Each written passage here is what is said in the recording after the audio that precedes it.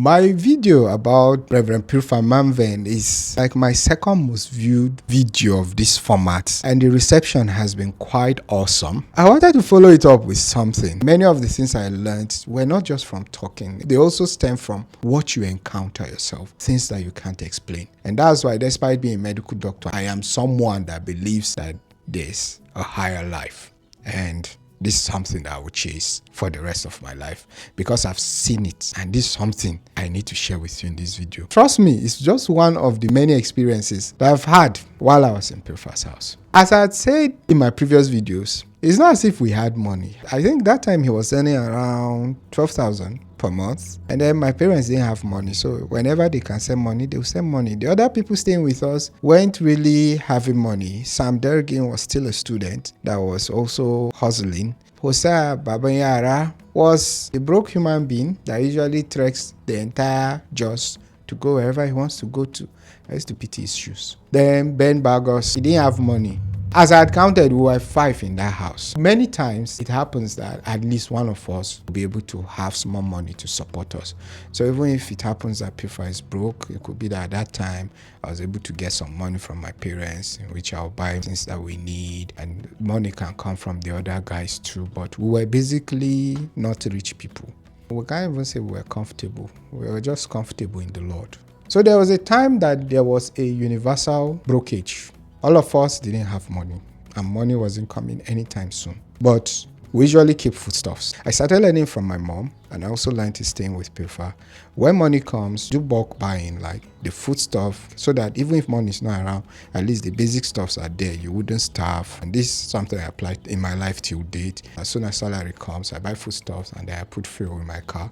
At least bad as it be, even if there's no money, you can move around and you can eat. So that time there were food stuff that were bought, but then our stove, that time we're using a kerosene stove, which nowadays happen to be unpopular in Nigeria because maintaining is now very expensive. And you know one thing about your stove is that when you spend time with your stove, you know how the stove behaves. You can calculate when this kerosene that you had put is going to finish. You have an idea of how to run it. So our kerosene at a point in time got finished. We had poured the last one, and we know that it was going to take us this number of days before it finishes. As at that time, no one could beat his chest and say that money was going to come before the kerosene finished.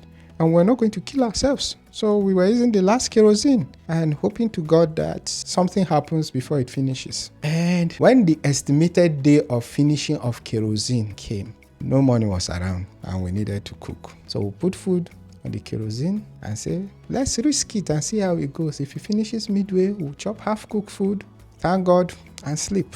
And surprisingly, the food dawned and kerosene didn't finish. This was shocking. Then the next day, the same thing. Money have not come, we need to cook. So what did we do again? Let's risk it. And we did it. Still open towards, if the kerosene finishes before the food finishes, we'll just chop whatever we want to chop. The same thing. Food done. Kerosene didn't finish. Do you know that this thing went on for days? We were shocked. Like, it's not a day or two. It went on for days. I think close to a week or so. And this was surprising to us. You open it, you just see that, yes, the thing is wet. Kerosene is not inside though, it's the threads. They are a bit soaked. Kerosene is not inside. What was happening? And that's how it went on. And surprisingly, the day it finished was the day that one of us had money. Like, it was finishing, bam, money landed. So we went to buy kerosene and put and continue with our lives. You can go and ask all of them. This is something that we don't forget at all. To show you that miracles still happen. And this is one of the many miracles that have happened to my life. Like the more in sang, more of you and less of me. When there's less of you, it gives room for God to come into your life. We live in a world that we are way more confident. We raise shoulder by the amount of money we have in our accounts. It makes us to look down instead of looking up to God. There's something that I learned while I was in the Father's Delight Church in Jalingo before I left Nigeria, and it's that God is my source. That thing was profound to me because as at that time too, I didn't have money. And I was taking care of a pregnant woman that was going to bring my first child. So we didn't have money, and that became profound to me that till date, we're still depending on God. Our confidence is not in our bank account. It's that God is our source and He will always come through for us. So money does not define my confidence. It comes good, but it doesn't define my confidence because it's God. I've seen Him come to me again and again. There are many things I've ventured into that were way beyond my bank account. Many of them said I didn't have anything at all, and I still trust Him for that. So miracles still happen, and I want you to believe that whatever you're hoping for God to do to you, just have faith. It can happen. But at the same time, too, seek help if need be. I'll see you in my next video. Bye.